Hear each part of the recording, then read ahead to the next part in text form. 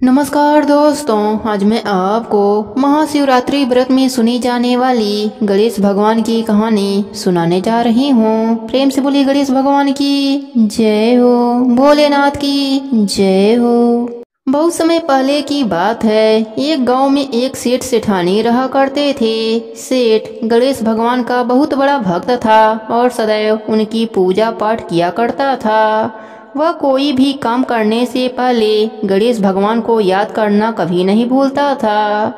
एक बार गणेश भगवान रूप बदलकर सेठ के खेतों से गुजर रहे थे। गणेश भगवान को रास्ते में भूख लगी तो उसी सेठ के खेत से गेहूं के 12 दाने तोड़कर खा लिए। फिर उन्होंने सोचा, अरे मैं तो भूख से बेहाल होकर सेठ से बिना पूछे ही उसके खेतों से गेहूं के दाने खा लिए। यह तो चोरी हुई और इस पाप का दंड मुझे भोगना ही होगा। फिर गणेश भगवान सेठ के पास पहुँचे और बोले, सेठ जी मुझे कोई काम दे दीजिए, मैं दूसरे गांव से काम की तलाश में आया हूँ। सेठ ने कहा, देखो मेरे काम में इस समय घाटा चल रहा है, इसलिए मैं तुम्हें काम तो दे दूंगा पर तनख्वाह नहीं दूंगा। इस तरह गणेश जी सेठ जी के घर काम करने लगे।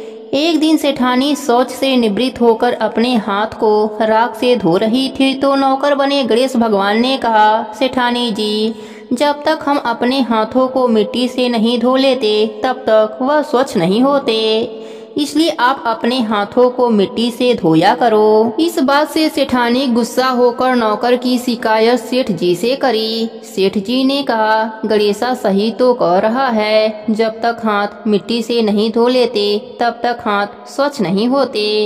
यह गणेशा तो बहुत समझदारी की बातें करता है, हमारा भला सोचता है। सेठानी ने कहा, सुनो जी कल हमें गंगा स्नान के लिए जाना है, तुम चलोगे साथ? सेठ जी ने कहा, मुझे दुकान पर काम है, तुम गणेशा के साथ चली जाना।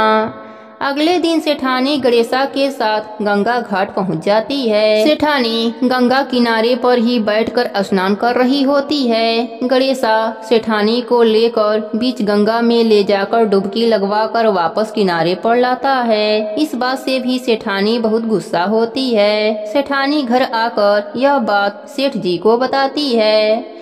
सेठ जी ने कहा, गणेशा तुमने ऐसा क्यों किया?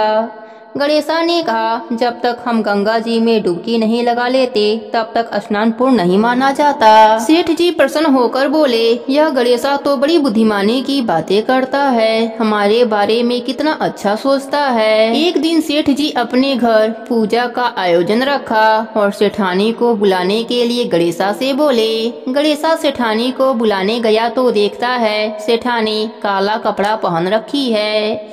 गणेशा बोलता है, सेठानी जी आप पूजा में लाल रंग की साड़ी पहनो, पूजा में लाल रंग शुभ माना जाता है। सेठानी गुस्से से सेठ जी के पास गई और सारी बात बताई। तब सेठ जी ने कहा, गणेशा ठीक ही कह रहा है, पूजा पाठ में लाल रंग बहुत शुभ माना जाता है।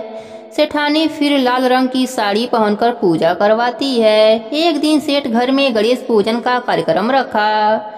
गणेश जी की मूर्ति के स्थान पर गणेशा जाकर बैठ जाता है। यह देखकर सेठ जी को गुस्सा आ जाता है। सेठ जी कहते हैं, गणेशा यह कहाँ की समझदारी है, मैं तो समझता था कि तुम बहुत समझदार हो, बड़ी बड़ी ज्ञान की बातें करते हो और खुद ही अज्ञानी बनकर उस स्थान पर जाकर बैठ गए हो जहाँ प्रभु की मूर्ति का स्थान है। फिर गणेशा अपने असली रूप में आ जाते हैं। सेठ सेठानी हाथ जोड़कर कहते हैं, प्रभु आप मेरे घर नौकर के रूप में, हमसे बहुत बड़ी गलती हो गई प्रभु, हम आपको पहचान नहीं पाए, हमें क्षमा कर दीजिए।